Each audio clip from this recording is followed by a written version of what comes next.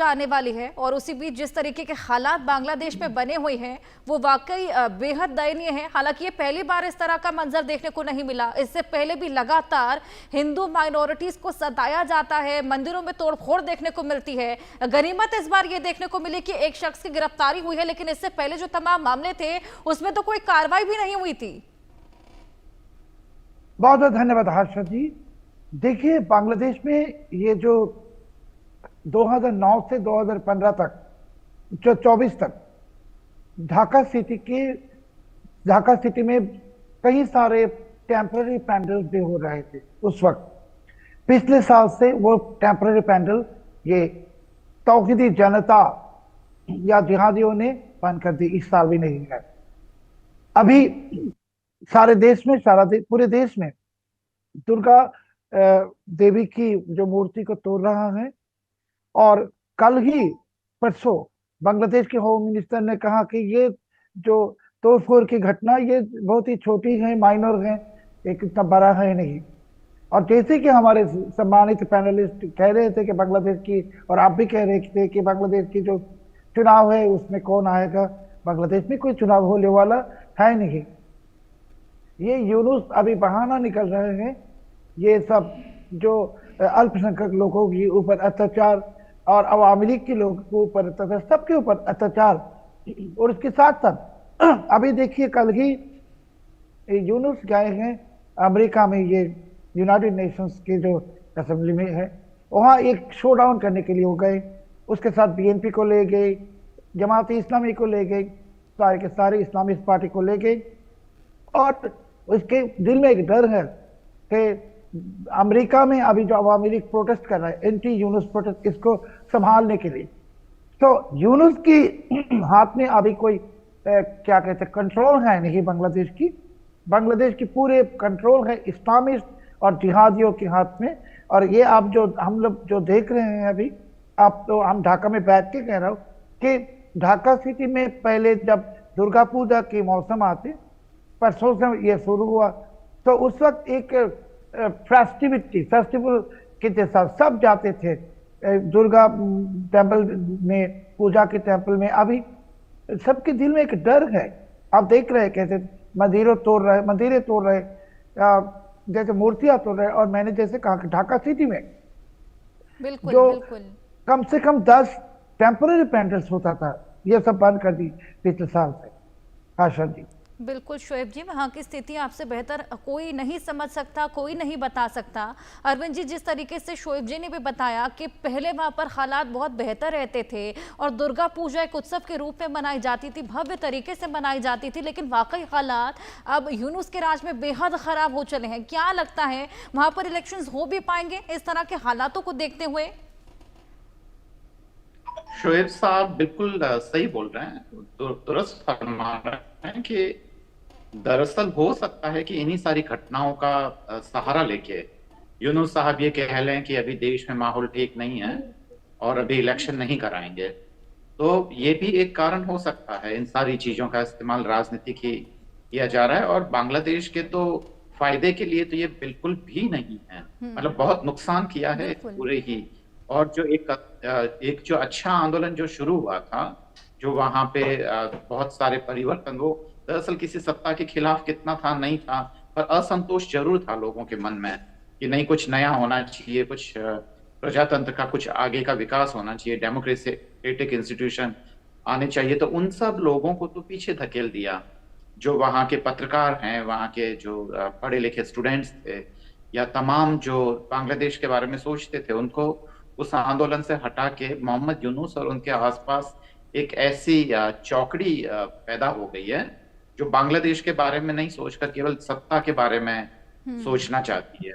और यह भी वाकई गंभीर मामला है कि बांग्लादेश में लगातार अल्पसंख्यक, खासकर हिंदुओं की संख्या लगातार कम होती जा रही है। जहां पहले 25% हिंदू हुआ करते थे, आप देखेंगे कि वो अब घटकर केवल 8 से 10% रह गए हैं। तो ये सब कहाँ गए हैं? क्या उनको मार दिया गया है, या वो माइग्रेट कर गए हैं, या गायब कर दिया गया, अपहरण कर दिया गया?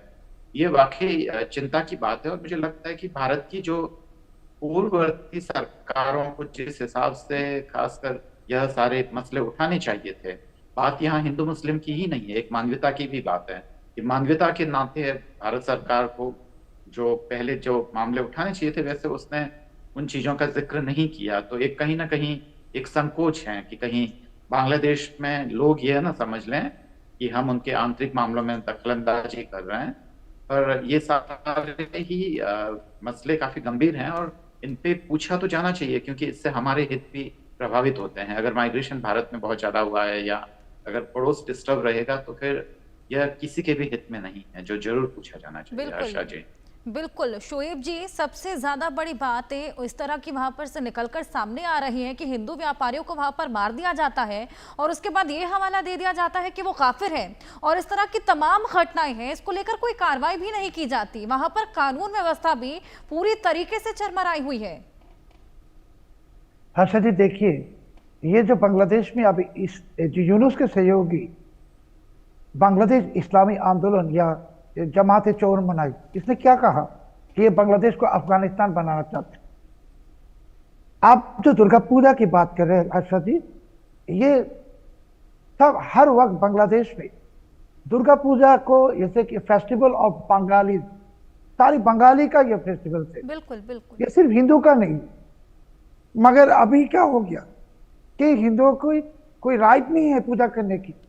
और आप पूजा की बात करें, मैं और एक इंफॉर्मेशन आपके साथ शेयर करना चाहता हूँ और हमारे सम्मानित पैनलिस्ट आपके साथ कि देखिए, जब से यूनेस्को ये तख्ता में बैठा है उस वक्त से आज तक बांग्लादेश में कोई भी हिंदू लड़की की शादी होता है तो ये गुंडों को, जिहादियों को एक्सटोर्शन देना पड़ता, पैसा देना पड़ता है, नहीं तो वो शादी ये लोग रुकते हैं या शादी में आके मारपीट करते हैं या जो ऑर्नामेंट से ये लूट के ले जाते हैं। कैसे गलत है? बांग्लादेश में अभी आप कह रहे पूजा की जो हालत, बांग्लादेश में तो हिंदुओं को ये काफिर, अपनी ठीक बता कि काफिर समझ रहे हैं और काफिर पूजा नहीं कर सकेगा, काफिर की बेटियों की शादी नहीं हो सकेगा, काफिर की कोई सरकारी कोई नौकरी नहीं होगा और काफिर की सारे के सारे बिजनेस एस्टेब्लिशमेंट अटैक हो रहा है। तो ये अफगानिस्तान से भी बदतर है, पाकिस्तान से भी बदतर है। ये बांग्लादेश को अभी यूनुस ने हिंदुओं के लिए और बंगाली के लिए जलता हुआ नर्क बना दी।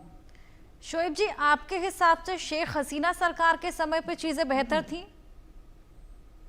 हर्षा जी, मैंने जैसे बताया कि शेख हसीना जी के जमाने भी ऐसे पूजा मंडप में अटैक हो रहा था।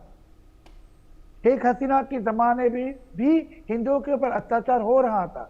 मगर अभी इस साल ढाका सिटी में जैसे कि एक फेस्टिवल है, पूरे सिटी के जो पॉश एरिया वहाँ टेम्पल्स हो रहा है, मैं मंडप हो रहे थे, टेम्पररी मंडप, हम सब जाते थे टेम्पल मंडप में।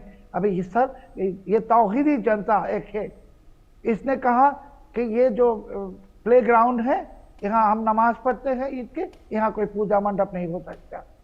समझ गया आप कैसे हालत? बिल्कुल बिल्कुल जी बिल्कुल, ये साफ बताता है कि त्योहारों के भी रंग उड़ चले हैं जब से यूनुस राज में आए हैं। और अरविंद जी, जिस तरीके से शोएब जी ने भी बताया कि शेख हसीना के समय पर चीज़ें वे बेटर थी कंपैरेटिवली, तो क्या इस सत्ता के लिए, यूनुस राज के लिए लोगों ने इतनी लड़ाइयाँ लड़ी थी, लोगों ने इतना उपद्रव मचाया था? जी बिल्कुल, इतनी तमाम कुर्बानियां देने के बावजूद जो सत्ता में या खासकर जो संस्थानों में जो परिवर्तन आना चाहिए था वह नहीं आया। तो यह तो दुखद है कि लोगों का जो सैक्रिफाइस है वह फालतू गया। एक दूसरा, मैं यह साफ साफ कर देना चाहूं कि शेख हसीना जी जो हैं उनको शरण देना मानवीयता थी, क्योंकि भारत इससे पहले दलाई लामा को भी दे चुका है। पर ऐसा नहीं है कि शेख हसीना कोई भारत के पक्ष में कोई बहुत ज्यादा बेहतर कर रही थी या नहीं कर रही थी।